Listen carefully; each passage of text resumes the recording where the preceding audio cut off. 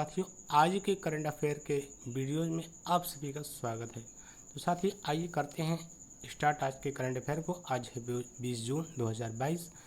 तो जो पहला क्वेश्चन मैंने लिया है साथियों यहाँ पे, वो है भारतीय प्रेस परिषद की नई अध्यक्ष कौन बनी है। तो अध्यक्ष जो बनी है वो हैं रंजना प्रकाश देसाई जी हैं। अगर इनका पिक्चर आप देखें तो ये हैं, और ये सही आंसर यहाँ पे है रंजना प्रकाश देसाई। तो रंजना प्रकाश देसाई जी यहाँ पे बनी हैं।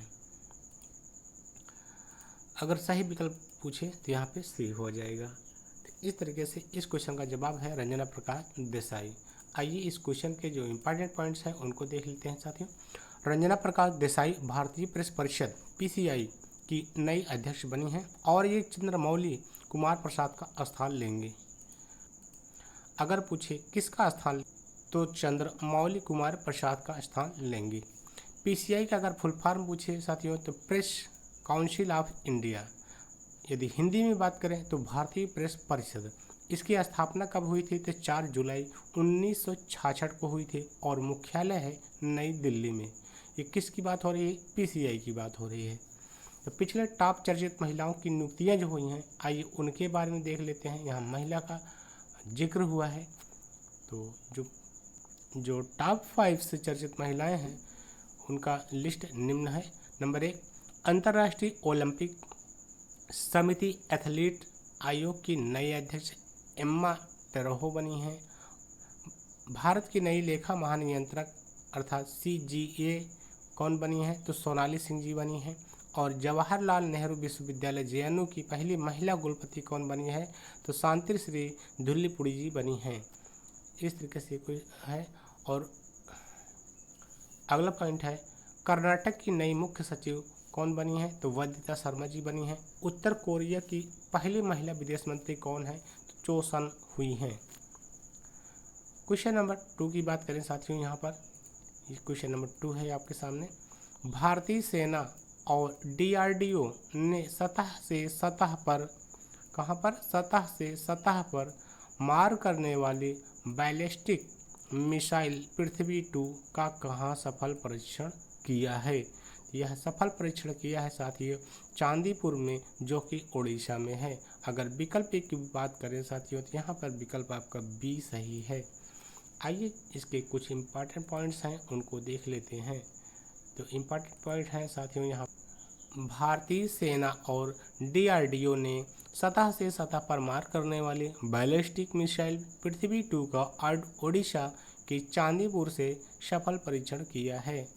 पृथ्वी-2 स्वदेश में विकसित परमाणु सक्षम मिसाइल है जिसको DRDO ने विकसित किया है। ये मार करने वाली शॉर्ट रेंज बैलिस्टिक मिसाइल है। पृथ्वी-2 मिसाइल 500 से 1000 किलोमीटर तक आयुध ले जाने में सक्षम है। इसकी मारक क्षमता 350 किलोमीटर है। इसकी कुछ विशेषताएं हैं साथियों जिनके बारे में हम लोगों ने जाना। और अगला क्वेश्चन है क्वेश्चन नंबर 3, 8 साल तक के सभी बच्चों को बेहतर शिक्षा प्रदान करने के लिए एनम एजुथम नामक योजना को किस राज्य सरकार ने शुरू किया है। तो यह जो योजना है वो शुरू हुआ है साथियों तमिलनाडु में।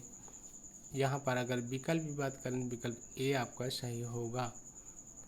तो ये क्वेश्चन अपने आप में इम्पॉर्टेंट है, ध्यान रखिएगा। चलते हैं साथियों, इसके कुछ इम्पॉर्टेंट पॉइंट्स हैं उनको देख लेते हैं। तमिलनाडु राज्य सरकार ने 8 साल तक के सभी बच्चों को बेहतर शिक्षा प्रदान करने के लिए एनम एजुथम नामक योजना को शुरू किया है। इस योजना का मुख्य उद्देश्य तमिलनाडु में शिक्षा की गुणवत्ता में सुधार करना और तमिलनाडु अजिंजीवक्कम पंचायत संघ मध्य विद्यालय के एक कार्यक्रम में शुरू की गई है। अब तमिलनाडु की बात है तो साथियों तमिलनाडु के बारे में आइए थोड़ा सा जानकारी कर लेते हैं। तमिलनाडु की जो राजधानी है वो चेन्नई है और तमिलनाडु के जो मुख्यमंत्री हैं वो मुथुवेल करुणानिधि स्टालिन हैं। मुथुवेल करुणानिधि स्टालिन हैं। तमिलनाडु के गवर्नर RN रवि हैं और तमिलनाडु के जो मुख्य न्यायाधीश हैं वो संजीव बनर्जी जी हैं। इस तरीके से इसके जो इम्पोर्टेंट पॉइंट्स है वो आपके सामने रखा गया साथियों। और इसका अगला जो तमिलनाडु के बारे में विशेष चीज़ें हैं वो है तमिलनाडु के 3 पड़ोसी राज्य कौन कौन है। तो तमिलनाडु के 3 पड़ोसी राज्य हैं, केरल है, कर्नाटक है और आंध्र प्रदेश है। तमिलनाडु की लोकसभा सीट 39 है, 39 है, और राज्यसभा की जो सीट है वो 18 है। विधानसभा में सीटों की कुल संख्या यहाँ पे 234 है। तमिलनाडु की प्रमुख झील है पेरिजाम झील, ऊटी झील, कोडाइनकल झील और चैम्बरमबक्कम झील है। तमिलनाडु के पर्वत पलानी पर्वत, सेवराय पर्वत और जवादी पर्वत, पंचमलाई पर्वत और सिरुमलाई पर्वत है। ये यहाँ के पर्वत हैं साथियों। इसका जो नेक्स्ट पॉइंट है वो है तमिलनाडु के राष्ट्रीय उद्यान तो वेदांतगल अभ्यारण्य, इंदिरा गांधी अभ्यारण्य और मुदुमलई अभ्यारण्य है। भारतनाट्यम किस राज्य का लोक नृत्य है। तो तमिलनाडु का ही है। ये बहुत पूछा जाता है, बहुत ही इम्पोर्टेंट है साथियों, इसको ध्यान में जरूर रखिएगा। भारतनाट्यम किस राज्य का लोक नृत्य है। तो तमिलनाडु का लोक नृत्य है। क्वेश्चन नंबर 4 की बात करें साथियों, तो यहाँ पर क्वेश्चन नंबर 4 है आपके सामने। विश्व मरुस्थलीकरण और सूखा रोकथाम दिवस 2022 कब मनाया गया है। विश्व मरुस्थलीकरण और सूखा रोकथाम दिवस, यह दिवस जो मनाया गया है वो साथियों 17 जून को मनाया गया है। और 17 जून यहाँ पे लिखा है, तो इसलिए आपका जो विकल्प सही होगा यहाँ पर वो हो जाएगा ए। आइए इसके जो इम्पोर्टेंट पॉइंट्स हैं उनको भी देखते हैं।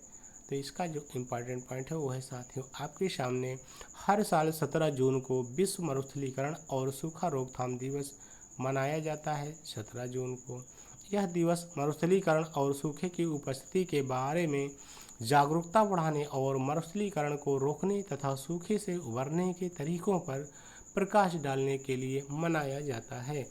इस वर्ष मरुस्थलीकरण और सूखा रोकथाम दिवस का वैश्विक आयोजन स्पेन के मैड्रिड में किया गया है। वर्ष 2022 की जो थीम है वो है रिजाइन अप फ्रॉम ड्रूथ टुगेदर, अर्थात एक साथ सूखे से निपटना। पिछले टॉप 5 दिवस की अब रिवीजन कर लेते हैं। यहाँ दिवस की बात आई है तो फिर आपका एक पड़ा था विश्व गौरैया दिवस जो कि 20 मार्च को पड़ा था और इसकी थीम थी आई लव स्पैरो। और दूसरे डेट की बात करें तो अंतर्राष्ट्रीय प्रसन्नता दिवस 2022 20 मार्च को मनाया गया। राष्ट्रीय टीकाकरण दिवस 2022 16 मार्च को मनाया गया जिसकी थीम है वैक्सीन्स वर्क फॉर ऑल। और धूम्रपान निषेध दिवस 2022 कब मनाया गया तो 9 मार्च को मनाया गया और इसकी थीम है quitting smoking does not have to be stressful. और क्वेश्चन नंबर 5 है आपके सामने, अंतर्राष्ट्रीय महिला दिवस 2022 कब मनाया गया तो 8 मार्च को मनाया गया जिसकी थीम है gender equality today for a sustainable tomorrow. Question number 5 है, किस स्थान ने भारत में प्रवासन 2020-21 नामक रिपोर्ट को जारी किया है। तो यह रिपोर्ट जारी किया है साथियों राष्ट्रीय सांख्यिकी और कार्यक्रम कार्यान्वयन मंत्रालय ने। यहाँ पर आपका विकल्प जो सही है विकल्प बी सही है, यही वाला आपका आंसर सही है। तो आइए इसका जो इम्पोर्टेंट पॉइंट है उनको देखते हैं। राष्ट्रीय सांख्यिकी और कार्यक्रम कार्यान्वयन मंत्रालय ने जुलाई 2020-21 के दौरान किए गए आवधिक श्रम बल सर्वेक्षण में एकत्र की गई जानकारी के आधार पर माइग्रेशन इन इंडिया 2020-21 नामक रिपोर्ट जारी की गई है। इस रिपोर्ट के अनुसार जुलाई 2020 से जून 2021 के दौरान में भारत की कुल आबादी का लगभग 0.7% लोग घरों में अस्थायी विजिटर्स थे। इनमें से 84% से अधिक अस्थायी विजिटर्स ने कोरोना महामारी से जुड़े कारणों की वजह से अपनी जगह बदल दी या नौकरी खो दी है। रिपोर्ट जारीकर्ता राष्ट्रीय सांख्यिकी और कार्यक्रम कार्यान्वयन मंत्रालय नई दिल्ली है। क्वेश्चन नंबर 6 है आपके सामने, ऊर्जा की कमी को दूर करने के लिए केंद्रीय सड़क परिवहन मंत्री नितिन गडकरी ने औद्योगिक डिकार्बोनाइजेशन शिखर सम्मेलन 2022 का उद्घाटन कहाँ किया है? तो इसका उद्घाटन साथियों किया है नई दिल्ली में। यहाँ पर ये वाला विकल्प सही हो जाएगा। इसके इम्पॉर्टेंट पॉइंट्स हैं साथियों। ऊर्जा की कमी को दूर करने के लिए केंद्रीय सड़क परिवहन और राजमार्ग मंत्री नितिन गडकरी ने नई दिल्ली में औद्योगिक डिकार्बोनाइजेशन शिखर सम्मेलन 2022 का उद्घाटन किया है। इस सम्मेलन में डिकार्बोनाइजेशन नीतिगत मुद्दों, स्थिरता, जलवायु परिवर्तन और उनके प्रबंधन से संबंधित विभिन्न शोध विषयों पर ध्यान केंद्रित किया गया है। केंद्रीय विदेश मंत्री एस जयशंकर और केंद्रीय युवा मंत्री अनुराग ठाकुर ने भारतीय खेल प्राधिकरण के पहले स्क्वैश कोर्ट का कहां पर उद्घाटन किया है? यह उद्घाटन साथियों किया है नई दिल्ली में। तो नई दिल्ली सी में है, तो सी विकल्प यहाँ पे सही होगा। आइए इसके इम्पॉर्टेंट पॉइंट के बारे में जानते हैं साथियों। तो इसका इम्पॉर्टेंट पॉइंट है, केंद्रीय विदेश मंत्री एस जयशंकर और केंद्रीय युवा मंत्री अनुराग ठाकुर ने भारतीय खेल प्राधिकरण के पहले स्क्वैश कोर्ट का उद्घाटन मेजर ध्यानचंद राष्ट्रीय स्टेडियम नई दिल्ली में किया है। स्क्वैश एक रैकेट गेम होता है जिसमें खिलाड़ी चार दीवारी के अंदर रबर की गेंद से खेलते हैं। तो ये खेल है। आइए क्वेश्चन नंबर 8 पर चलते हैं। क्वेश्चन नंबर 8 है आपके सामने। पहले I2U2 शिखर सम्मेलन 2022 में भारत की तरफ से कौन अध्यक्षता करेगा? तो यहाँ पर जो अध्यक्षता करेंगे वो करेंगे नरेंद्र मोदी जी करेंगे, जो कि हमारे प्रधानमंत्री भी हैं। तो ये है नरेंद्र मोदी जी, यही करेंगे। तो यहाँ पे विकल्प आपका डी सही है साथियों। आइए चलते हैं नेक्स्ट, इसके जो इम्पोर्टेंट पॉइंट्स हैं उसके बारे में जानते हैं। तो I2U2 समूह के पहले आभासी शिखर में प्रधानमंत्री नरेंद्र मोदी भारत की तरफ से अध्यक्षता करेंगे। इस सम्मेलन में अमेरिकी राष्ट्रपति जो बेनेट, इजराइल के प्रधानमंत्री नेफ्ताली बेनेट और संयुक्त अरब अमीरात के राष्ट्रपति मोहम्मद बिन जायद अल नहायान भी शामिल होंगे, जिसमें चारों देशों के नेता खाद्य सुरक्षा संकट और अन्य क्षेत्रों पर चर्चा करेंगे।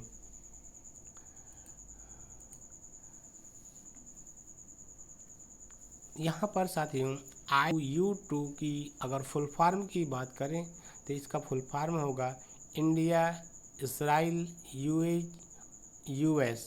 यह चार देशों भारत, इजराइल, संयुक्त अरब अमीरात और अमेरिका द्वारा गठित नया समूह है। इस समूह का उद्देश्य समुद्री सुरक्षा, बुनियादी ढांचे, डिजिटल बुनियादी ढांचे और परिवहन से संबंधित मुद्दों से निपटता है।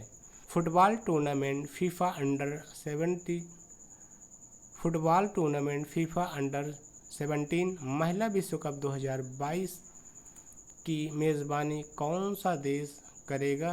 तो करेगा साथियों यहाँ पर भारत करेगा मेज़बानी। यहाँ पे आपका सही है। आइए साथियों इसको जो इम्पोर्टेंट पॉइंट है उसको जानते हैं। तो Bharat football tournament FIFA under 17 महिला विश्व कप 2022 की मेज़बानी करेगा। इस टूर्नामेंट में कुल 17 टीमें भाग लेंगी और इसमें 32 मैच खेले जाएंगे। संस्करण अगर देखा जाए तो 7वां संस्करण है। शुभंकर है, इभा एक शेरनी है। पिछले टॉप 5 फुटबॉल से जुड़े प्रश्नों का रिवीजन अगर किया जाए तो साथियों वो हैं 48वें कोपा अमेरिका फुटबॉल चैंपियनशिप 2024 का आयोजन कहाँ होगा? तो इक्वेडोर में होगा। Football tournament FIFA Nations cup 2022 कहाँ आयोजित होगा? तो कोपेनहेगन में होगा, जो कि डेनमार्क में है। और फुटबॉल टूर्नामेंट AFC महिला एशिया कप 2022 के 20वें संस्करण का आयोजन कहाँ हुआ? तो भारत में हुआ। 9वें महिला फीफा विश्व कप 2023 की मेज़बानी कौन सा देश करेगा? तो ऑस्ट्रेलिया और न्यूजीलैंड करेगा। Football tournament FIFA Nations cup 2022 का आयोजन कहाँ हुआ है? तो कोपेनहेगन में हुआ है, जो कि डेनमार्क में है। क्वेश्चन नंबर 10 है आपके सामने साथियों। युवा सांसदों का 8वां वैश्विक सम्मेलन कहाँ आयोजित हुआ है? तो यह आयोजन साथियों शर्म अल शेख में हुआ है, जो कि मिस्र में है। इसके इम्पॉर्टेंट पॉइंट की बात करें साथियों तो युवा सांसदों का 8वां वैश्विक सम्मेलन दुनिया भर के युवा सांसदों को युवा सशक्तिकरण को आगे बढ़ाने और सामान्य और नवीन रणनीतियों को परिभाषित करने के लिए एक मंच प्रदान करता है। इस सम्मेलन में नागालैंड की राज्यसभा के लिए संसद सदस्य के रूप में चुनी गई पहली महिला एस फंगोन कोन्याक ने भारत की तरफ से अध्यक्षता की है। और यहाँ पर साथियों तो यहाँ पर पिछले टॉप 5 सम्मेलन का रिवीजन कर लेते हैं साथियों।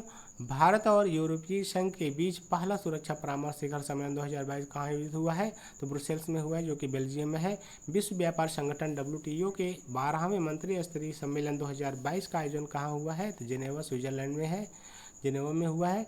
भारत के मुख्य सचिवों का पहला राष्ट्रीय सम्मेलन 2022 कहाँ आयोजित हुआ है, धर्मशाला में हुआ है, जो कि हिमाचल प्रदेश में है। अंतर्राष्ट्रीय श्रम सम्मेलन 2022 के 110वें संस्करण का आयोजन कहाँ हुआ है तो जिनेवा में हुआ है, जो कि स्विट्जरलैंड में है। 1960 में हुई सिंधु जल संधि के तहत भारत पाकिस्तान सिंधु जल आयोग बैठक 2022 का आयोजन कहाँ हुआ है तो नई दिल्ली में हुआ है, जो कि नई दिल्ली कहाँ पे है, भारत में है। तो 20 जून के अन्य जो महत्वपूर्ण प्रश्न, अंतर्राष्ट्रीय साहित्यिक उत्सव उन्मेष 2022 किस राज्य में शुरू हुआ है तो हिमाचल प्रदेश में शुरू हुआ है साथियों। दक्षिण कोरिया में आयोजित Asia Oceania open para power lifting championship 2022 में भारत पैरा पावर लिफ्टर्स खिलाड़ी मनप्रीत कौर और परमजीत कुमार ने कौन सा पदक जीता है तो कांस्य पदक जीता है साथियों। क्वेश्चन नंबर 13 की बात करें तो रक्षा मंत्रालय ने वर्ष 2022 के लिए अग्निपथ भर्ती योजना की ऊपरी आयु सीमा को 21 वर्ष से बढ़ाकर कितने वर्ष कर दिया है तो 23 वर्ष कर दिया है। इसका बहुत विरोध भी हो रहा है, देखिए क्या होता है, भर्ती हो भी पाती है कि नहीं हो पाती है, ये देखने वाली बात होगी। तो साथियों ये रहा। उसके बाद अगला क्वेश्चन है क्वेश्चन नंबर 14, राष्ट्रीय बाल संरक्षण आयोग द्वारा बाल श्रम उन्मूलन सप्ताह का आयोजन कब से कब तक किया जा रहा है तो 12 जून से 20 जून के बीच किया जा रहा है। प्रधानमंत्री नरेंद्र मोदी जगत गुरु श्री संत तुकाराम महाराज शिला मंदिर का उद्घाटन कहाँ किया है तो देहू गांव में किया है, जो कि पुणे में है। तो इस तरीके से ये भी इम्पोर्टेंट क्वेश्चन मुझे लगा कि आज के करंट अफेयर में शामिल होना चाहिए, तो मैंने किया है साथियों। अब आइए फटाफट आज के जो भी प्रश्न थे पूरे 15 के 15 प्रश्नों का फटाफट रिवीजन कर लेते हैं वन लाइनर में। उसके बाद स्टैटिक जीके की तरफ भी चलेंगे साथियों। तो आइए पहले इसको सॉल्व कर लेते हैं। भारतीय प्रेस परिषद की नई अध्यक्ष कौन बनी है तो रंजना प्रकाश देसाई जी बनी है। भारतीय सेना और DRDO ने सतह से सतह पर मार करने वाली बैलिस्टिक मिसाइल पृथ्वी 2 कहाँ पर सफल परीक्षण किया है तो चांदीपुर में किया है, उड़ीसा में। क्वेश्चन नंबर 3 की बात करें तो 8 साल तक के सभी बच्चों को बेहतर शिक्षा प्रदान करने के लिए एनम एजुथम नामक योजना को किस राज्य सरकार ने शुरू किया है तो तमिलनाडु ने शुरू किया है, तमिलनाडु ने शुरू किया है। आइए चलते हैं नेक्स्ट क्वेश्चन की तरफ साथियों।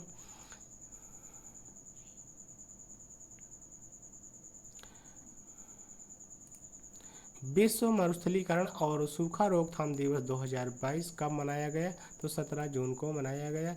किस संस्थान ने भारत में प्रवासन 2020-21 नामक रिपोर्ट को जारी किया है तो राष्ट्रीय सांख्यिकी और कार्यक्रम कार्यान्वयन मंत्रालय ने जारी किया है साथियों। क्वेश्चन नंबर 6 है आपके सामने, ऊर्जा की कमी को दूर करने के लिए केंद्रीय सड़क परिवहन और राजमार्ग मंत्री नितिन गडकरी ने औद्योगिक डिकार्बोनाइजेशन शिखर सम्मेलन 2022 का उद्घाटन कहाँ किया है तो नई दिल्ली में किया है। केंद्रीय विदेश मंत्री S जयशंकर और केंद्रीय युवा मंत्री अनुराग ठाकुर ने भारतीय खेल प्राधिकरण पहले स्क्वैश कोर्ट कहाँ पर उद्घाटन किया है तो नई दिल्ली में किया है साथियों, नई दिल्ली। पहले I2U2 शिखर सम्मेलन 2022 भारत की तरफ से कौन अध्यक्षता करेगा तो नरेंद्र मोदी जी करेंगे। और फुटबॉल टूर्नामेंट फीफा अंडर 17 महिला विश्व कप 2022 की मेजबानी कौन सा देश करेगा तो भारत ही करेगा। युवा सांसदों का 8वां वैश्विक सम्मेलन 2022 कहाँ आयोजित हुआ है तो शर्म अल शेख में हुआ है, जो कि मिस्र में है। 11 क्वेश्चन नंबर, अंतर्राष्ट्रीय साहित्यिक उत्सव उन्मेष 2022 किस राज्य में शुरू हुआ है? तो हिमाचल प्रदेश में शुरू हुआ है साथियों। क्वेश्चन नंबर 12 है आपके सामने, Asia Oceania open para power lifting championship 2022 में भारतीय पैरा पावर लिफ्टर्स खिलाड़ी मनप्रीत कौर और परमजीत कुमार ने कौन सा पदक जीता है? तो ये दोनों लोग कांस्य पदक जीते हैं। 13 है, रक्षा मंत्रालय ने वर्ष 2022 के लिए अग्निपथ भर्ती योजना की ऊपरी आयु सीमा 21 वर्ष से बढ़ाकर 23 वर्ष कर दी है।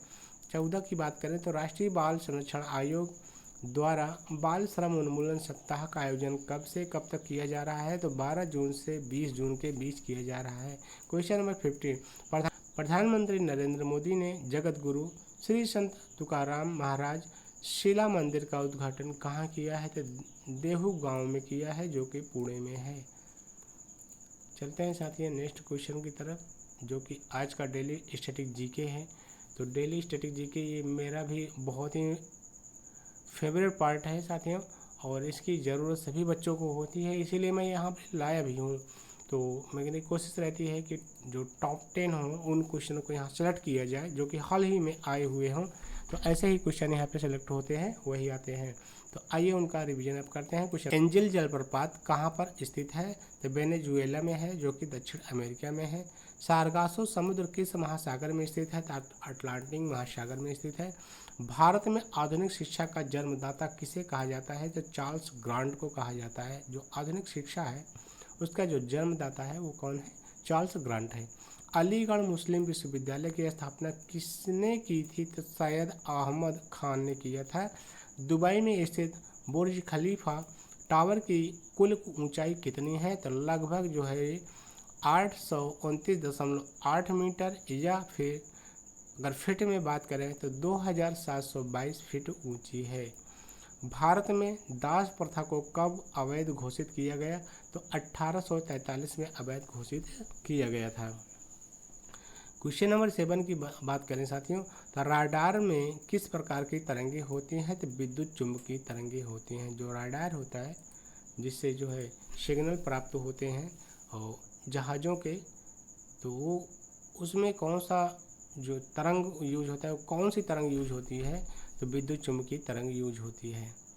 साथियों यहाँ पर क्वेश्चन नंबर आपका 8 है, विद्युत बल्ब का फिलामेंट किसका बना होता है? तो टंगस्टन का बना होता है। ये काफ़ी इंपॉर्टेंट क्वेश्चन है, ये साइंस का क्वेश्चन है। क्वेश्चन नंबर 9 है, गल्फ स्ट्रीम धारा की उत्पत्ति कहाँ से होती है? तो मैक्सिको की खाड़ी में होती है। क्वेश्चन नंबर 10 है, आधुनिक भू आकृति विज्ञान अर्थात जियोमॉर्फोलॉजी का जन्मदाता किसे माना जाता है? तो जेम्स हटन को माना जाता है। ये थे स्कॉटलैंड के। आज की इस वीडियो में हमने क्या क्या पढ़ा है? तो टॉप 15 करंट अफेयर क्वेश्चन सबसे पहले पढ़ा है, फिर उसके बाद हम लोगों ने उसका रिवीजन किया है, और फिर उसका जो है स्टैटिक जीके सेट को पढ़ा, जो कि 10 क्वेश्चन थे। इस तरीके से साथियों आज की सुबह की शुरुआत हम लोगों ने अच्छे ढंग से कर ली है। तो आशा और विश्वास है कि आपको पूरा दिन जो है बढ़िया से बीतेगा। तो मिलते हैं नेक्स्ट डे में नए करंट अफेयर के साथ, तब तक के लिए थैंक यू, बाय बाय।